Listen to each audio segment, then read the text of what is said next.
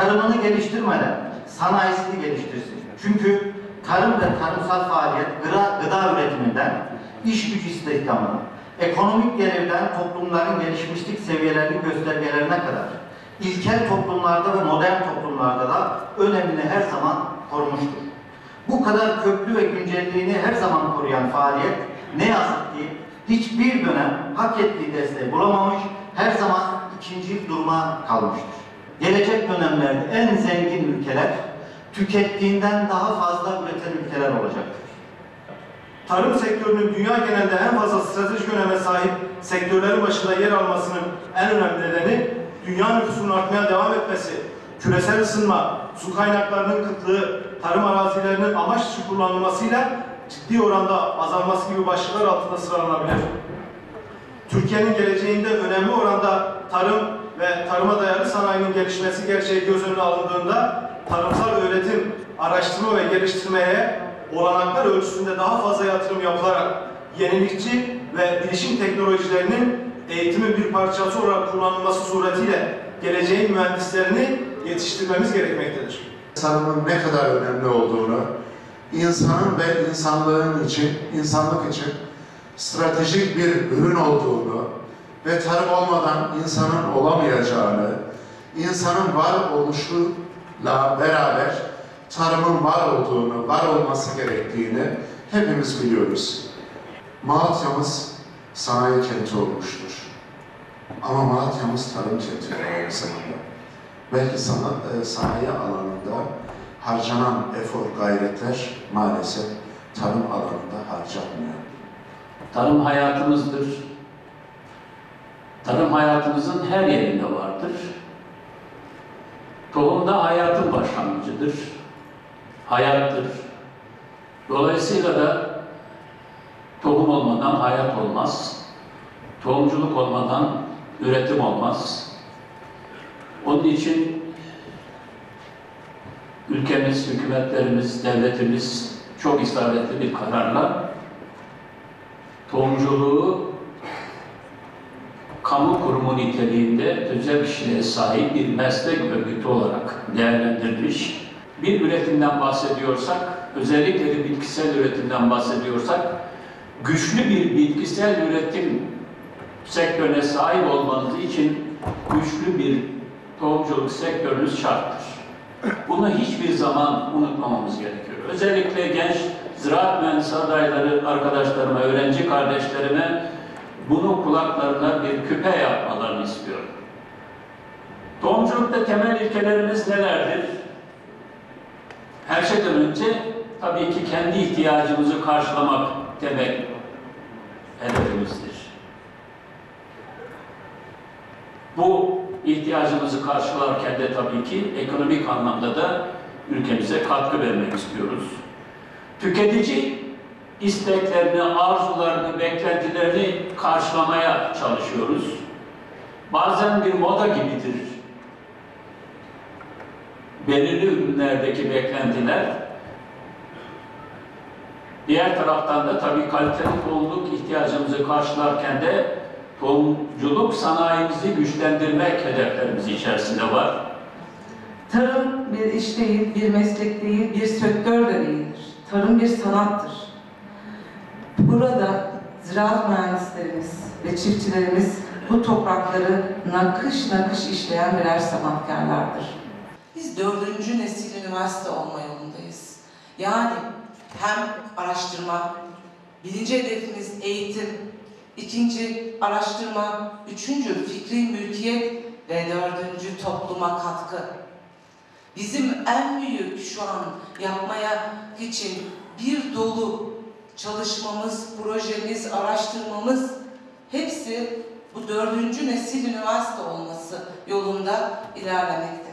Kayısının bir nevi bir zamanlar çöpe atılan ürünü olan acı kayısı çekirdeğinin bile şifaya sebebiyet verdiğine dair araştırma makalelerini ürüne dönüştürdük. Ve bu anlamda da yaptığımız çalışmalar bugün uluslararası Londra'dan, Kanada'dan, Amerika'dan, Rusya'dan önümüzde yapacağımız uluslararası etkinliklere de bu tür ürünleri görmeye gelmek isteyen ve gelen birçok etkinliğe ev sahipliği yaptık. Bizler şu an çiftçilerimizle çiftçi eğitim projelerini planladık ve yapıyoruz. Biz kapalı devre üniversite değiliz. Biz açık üniversiteyiz. Sürdürülebilir ekonomi için tarım ve tarımsal üretim vazgeçilmezdir. Bunun sağlanmasında en büyük katkı tarımsal eğitime aittir. Tarım toprakları dünyanın en değerli hazineleridir. Tarım arazileri Türkiye'nin geleceğidir. Tarım arazileri ülke vatandaşlarının sağlık ve gıda güvenliği için önemlidir. Sağlıklı nesillerin yetişebilmesi için yine tarım arazilerinin ve doğal hayatın korunması büyük önem taşıyor. O nedenle tarım eğitimi diğer eğitim alanları kadar değerli ve kıymetlidir. Malatya Turgut Özal Üniversitesi tarım ve çiftçi dostu bir üniversitedir. Üniversitemizin kurulduğunda öğrencisi olan tek fakülte Ziraat Fakültesiydi. Ve 8 ilçede meslek yüksekokullarımız vardı. Kuruluş yerleşkemiz aynı zamanda tarım yerleşkemizdir. Burada Ziraat Fakültemizin şu anda aktif öğrencisi olan bahçe bitkileri ve bitki koruma olmak üzere 2 tane bölümü vardır. Önümüzdeki yıl tarım ekonomisiyle zooteknik bölümüne öğrenci almayı hedefliyoruz. Tarla bitkileri, biyosistem mühendisliği ve toprak bilimi ve bitki besleme bölümleri ile ilgili çalışmalar ise devam ediyor. Battalgazi Tarım Yerleşkemiz yeni yatırım ve projelerimizde bölgemizin çekim merkezi olacaktır. Bölgemizin en kapsamlı tarım müzesini burada size müjdeyi de vereyim. Bölgemizin en gelişmiş modern atçılık merkezini yine Spor Toto, Gençlik Spor Bakanlığımızla yine projesine ev sahipliği yapacağız. Güzel bir hipoterapi ve atçılık uygulama merkezimiz olacak. Öğrencilerimiz için yaşam merkezimizi yakında hayata geçiriyoruz. Aromatik bitkiler konusunda yine önemli projelerimizi bu yerleşkemizde hayata geçiriyoruz. Değerli konuklar, az önce söylediğim gibi bahsettiğim bu Fırat Kalkınma Ajansı desteğiyle açacağımız projenin adı Malatya Tarım Teknolojileri İhtisas Teknoloji Geliştirme Bölgesi Fizibilitesinin hazırlanması projesi. Bu proje kabul edildi. Teşekkür ediyoruz Kalkınma Ajansı'na. İnşallah bütçesinin de yeterli bir şekilde olacak şekilde Malatya'ya Tarım Teknoparkı'nın kazandırılması yönünde çalışmalar devam edecek. Başlamak üzere kabul edildi. Hayırlı olsun diyorum. Evet, Tohum Bankası ile ilgili proje çalışmalarımız devam ediyor. Sayın Cumhurbaşkanımız Recep Tayyip Erdoğan kenevir ile ilgili başlatmış olduğu projede biz de uygulama bölgesi içerisinde olduğumuz üzere yine Özlem hocamızın da Ziraat Fakültesi'nde destekleriyle kenevir ekimi tamamlandı. Bunu endüstriyel anlamda kullanımıyla ilgili protokollerimiz de devam etmekte. Geleneksel ve tamamlayıcı tıp gelişmiş ülkelerde yaygınlaşıyor. Bu durum tarımsal üretim için altın çağ demektir. Bitkiler kilo kilo değil, gram gram değer buluyor.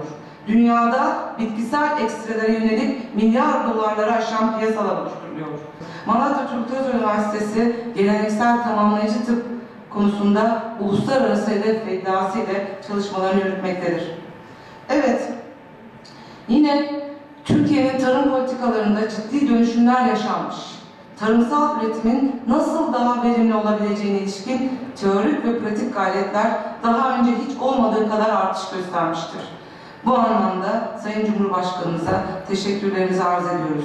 Üniversitemizin tarımsal çalışmalarına her zaman destek çıkan Tarım Orman Bakanımız Sayın Bekir Pakdemirli'ye de huzurlarınızda teşekkür ediyorum. Şu hususlara da dikkat çekmek istiyorum. Türkiye olarak iklim değişikliğine karşı mutlaka hazırlıklı olmalıyız. Dünyayı bekleyen en büyük tehlikelerden birisi gıda güvenliğidir. Bunun en tabii yolu gelecek nesiller için çevreyi ve doğal kaynakları korumaktır. Gıda güvenliğini ve iklim değişikliğine karşı dayanıklılığı artırmaya odaklanmalıyız.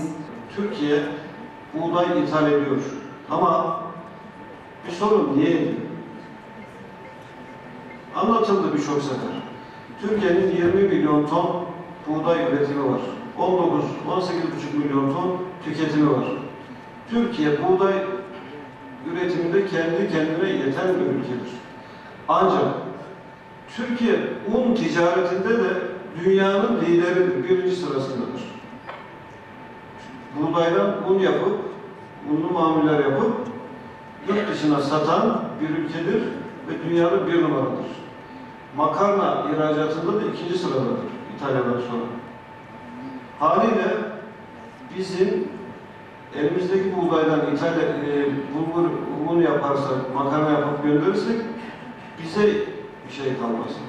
Takviye etmemiz lazım veya ihraç edeceğimiz mamul maddenin ham maddesini yurt dışından almamız lazım. Biz de tam onu yapıyoruz Türkiye olarak.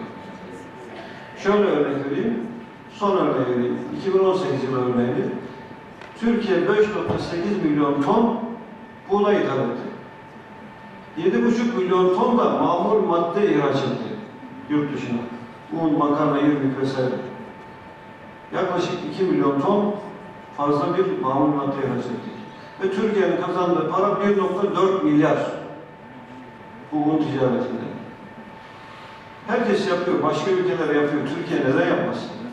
Niye bizim çiftçimizin morali olsun? Türkiye buğday ithal ediyor. Buğdayın da hakkını verelim, ticaretin de hakkını verelim ama Türkiye'nin 17-18 milyarlık bir tarımsal ihracatı var. Bunu da artırmaya çalışalım. İşte 2023'te 40 milyar dolarlık hedef kondu. Şöyle sen yanına geçiyorsun. Nasıl desin? Şu şeyleri alabilir miyiz oradaki onları? Hepsini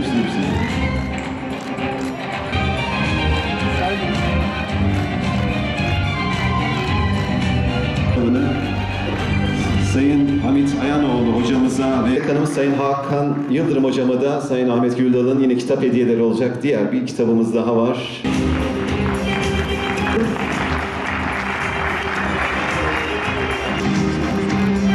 Evet, Ziraat Mühendisleri Odası'nın organize ettiği bir plaket törenidir bu. Kıymetli misafirler.